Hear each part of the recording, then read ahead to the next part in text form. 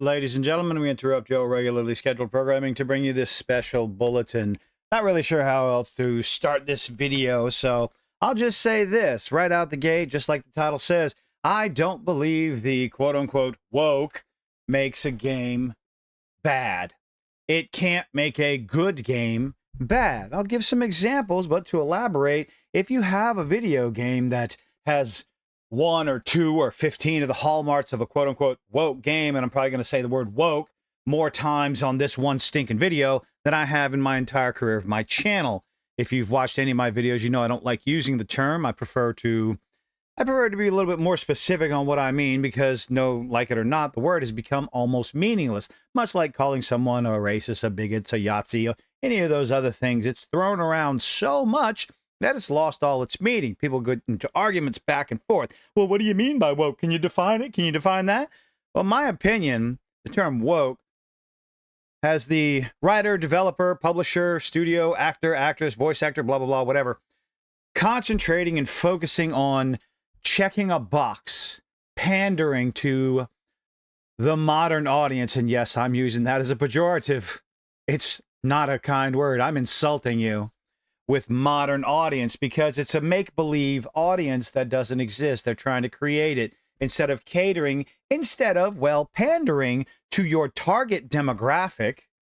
You are trying to pander to an audience that, well, let's face it, doesn't have the spending power that your target demographic does, the actual gamer. Now, I'm not saying that the modern audience doesn't play video games, but they play more niche games, at least in my opinion. Correct me if I'm wrong. I don't really care. Where was I going with this? There's nothing wrong with having a message in a video game. There's nothing wrong with checking that little box in a video game. But the problem occurs when you focus on that, when that's the number one, number two, number three of your checklist in developing a game, the story, the world, when you forget, neglect the world building, the atmosphere, the characters, the story, the dialogue. When you neglect that, when that's at the bottom of the list of your priorities, that's when your game is failed. And like I said, I'll give examples of what I'm talking about, especially from a website that's absolutely hilarious, that even has its own disclaimer.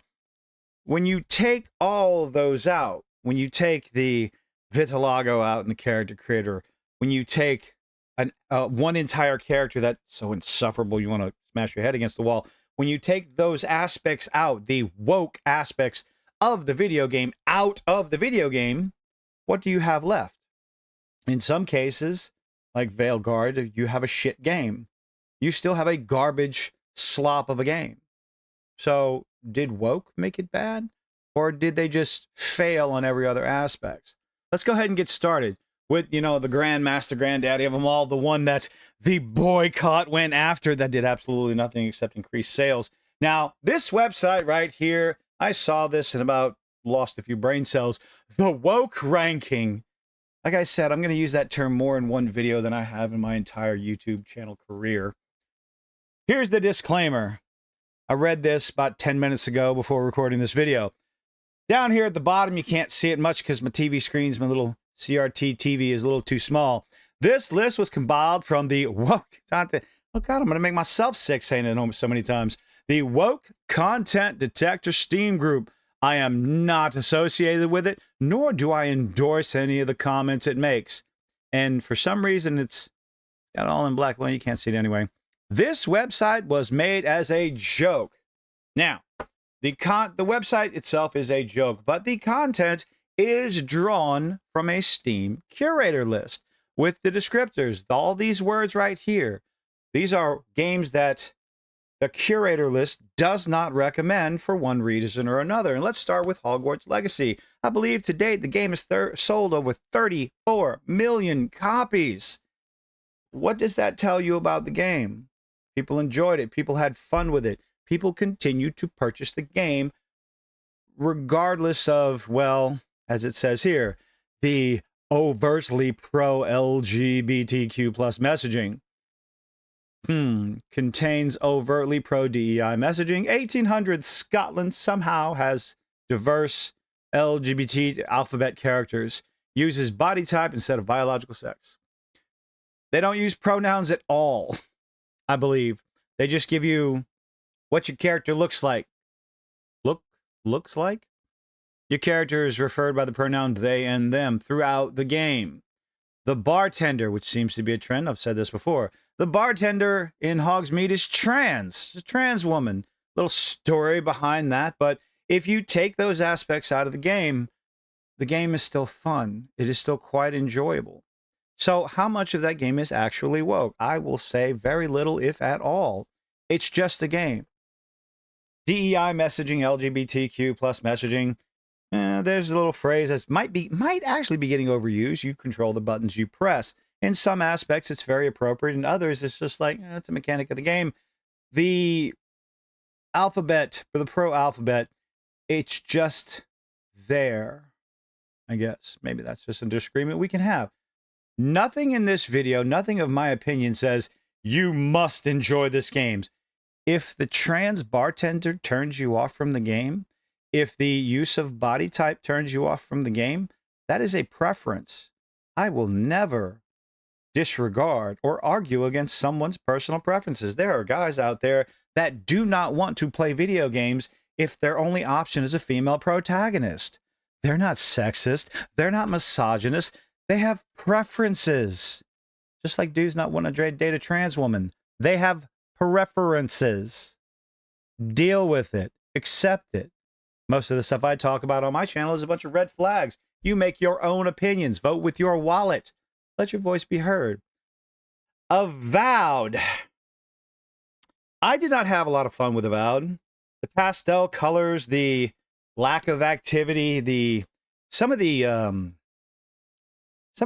mechanics of the game just pulled me out of the story. The fact that I could send my inventory back to my camp from wherever I was pulled me out of the game. But of course, Avowed is woke, ladies and gentlemen, because pronoun selection. If that's the only red flag you're going with, maybe, I don't know. It is the most insignificant part.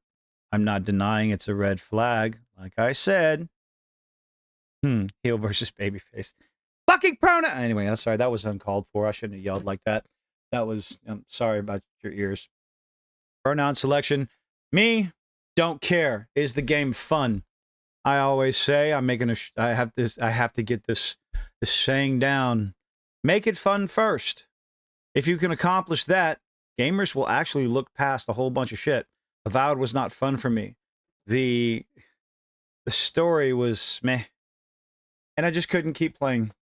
But that was my problem. What's next on the agenda? Ooh, Kingdom Come Deliverance 2. This one stirred up a whole massive nest of complaints all over the place. And it was really genuinely for one simple thing. Sure, they had that black traitor that people thought was a pompous, arrogant ass who had nothing good to say. But again, he's from another country. Is he really going to have anything good to say about the places that he travels? But it was the optional gay romance for the main character that was oddly nowhere to be seen in the first one, no hinting at whatsoever. And of course, all the nonsense the developer came out on social media fighting back and forth with people online. If that's something that turns you off from a game, more power to you. But for Kingdom Come Deliverance 2 to be considered woke because of an optional gay romance that you have to actually go after. Again, if that turns you off, you don't want to play the game for it, more power to you. Your choice. Again, vote with your wallet. Gonna be saying that a lot in this video. Hopefully not more than woke. Oh my God.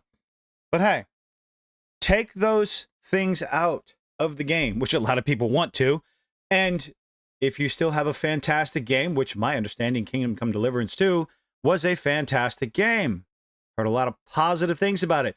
The only real negative things that I heard was, again, the optional romance and the black trader. Didn't really hear much of anything else that was negative. What's next on the list?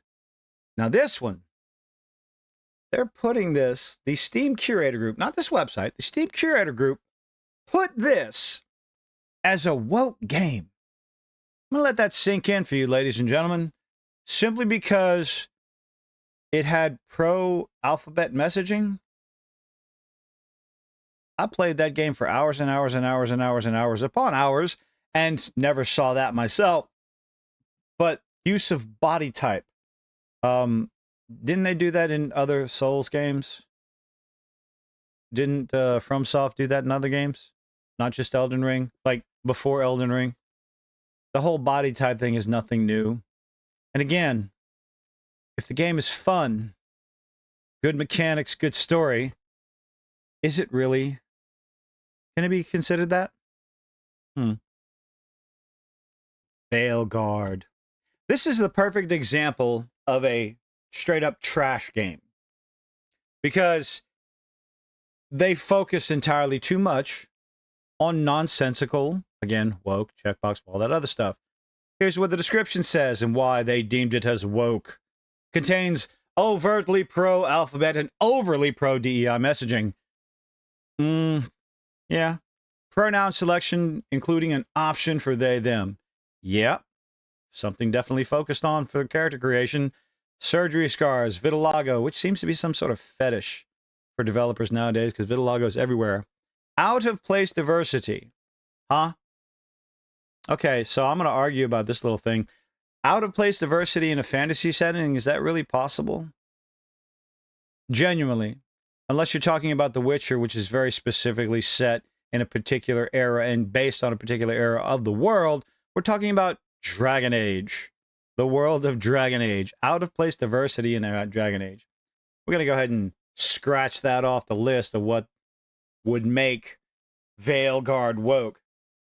Just like I've said before, take out the vitiligo sliders, take out the top surgery scars, take out the pronoun selection, and what do you have left when it comes to Dragon Age the Veilguard? You have a steaming pile hot garbage of a game.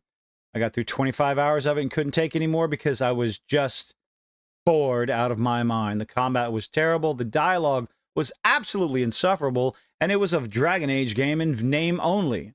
All your companions, you could not be rude to them, you could not be mean to them, you just had to play along and be nice. And of course, we're going to end this little example of, I don't believe woke checkbox can make a good game bad. Cyberpunk 2077, probably one of my, if not one of my most favorite games in a decade at least. You want to talk about a game that would probably be classified as woke than any other game that I have mentioned throughout this video. You have, again, some reason the trend, Claire, the trans bartender, post-op trans woman. You go on a nice little revenge mission with her. That's very interesting. But I think the only reason I figured out she was trans was digging through her emails to her dead husband. I'm so stupid I didn't even notice the sticker on the back of her truck. Transhumanism messaging. The game takes place in a dystopian future of 2077. Trans characters trans character, a single. It also has homosexual relationships depending on what character you make. Male to male, female to female. Oh, uses body types instead of biological sex. Oh, it's the end of the world. Again, not judging. You don't want to play it for that? Sure. Body modification encouraged. Yeah, that's because there's an in-universe game reason for it. Body modification in Cyberpunk makes all the sense in the world. Shouldn't be a qualification or a what's the word I'm looking for that I can't think of? I'm going to move on. It's not something that takes away from the game. If you took body modification and put it in, I don't know, how about Kingdom Come Deliverance 2? That wouldn't make any sense. But in Cyberpunk makes all the sense in the world. Transhumanism. Yep, you have an artist that drops on stage and gets put into practically 100% cybernetic body. It is what happens in this game, in this era, in that year.